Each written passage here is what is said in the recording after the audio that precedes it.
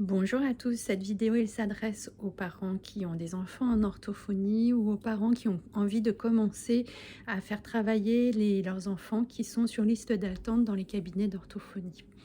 On va travailler aujourd'hui le son CHE, qui est un trouble articulatoire assez fréquent. Alors, c'est une rééducation qui va être donnée aux enfants qui ne possèdent pas ce son-là. C'est-à-dire qu'ils parlent, mais ils n'arrivent pas à dire le son CHE, parce que vous avez d'autres situations où l'enfant possède le CHE, mais il le dit mal. C'est-à-dire qu'il le schlinte, et au lieu de dire CHE, il va dire CHE. On n'est pas dans ce cadre de rééducation-là. Pour les enfants qui ne possèdent pas le CHE, on va commencer par travailler tout le son. Et on va se mobiliser sur le mouvement de la bouche en lui disant des choses très simples, c'est-à-dire on va mettre la bouche toute ronde et on va simplement souffler dehors. Moi, j'associe un mouvement pour aider à mémoriser, et souvent le mouvement, c'est ce que vous faites quand il y a trop de bruit, le ch. Voilà.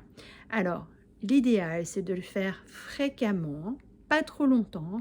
Faites-le en vous amusant. Alors, ça peut être des cheux, en allant en voiture, on profite des petits trajets, on profite des temps ensemble pour savoir quel est le plus fort et quel est celui qui va faire le son le plus joli possible. Voilà, en général, quand je suis en séance, une fois que la séance est terminée, je fais un petit dessin, voilà, que l'enfant garde avec lui, peut accrocher sur le frigidaire, qui rappelle simplement que la bouche est toute ronde, on met le petit doigt devant et on souffle bien sur le petit doigt, comme pour faire chut, voilà. Ensuite, une fois que votre enfant a le son ch, on va continuer en associant le son avec une voyelle. Alors, soit vous pouvez continuer à associer avec un geste, par exemple faire chat, chaud, chi, etc. Donc, on commence toujours le travail en mettant le son en position initiale. Soit vous pouvez l'associer à un dessin. Alors moi j'associe par exemple au petit train en faisant avancer le petit train en faisant du bruit. Chat, chat, che, che, chi, chi, chaud, chaud, chu, chu. Attention, on est dans le son du che. Ne confondez pas le che et le che.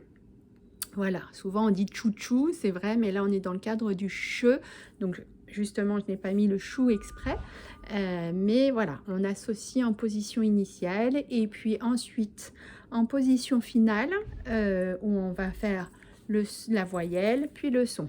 H, osh, ish, ush, etc. Puis le son en position intermédiaire.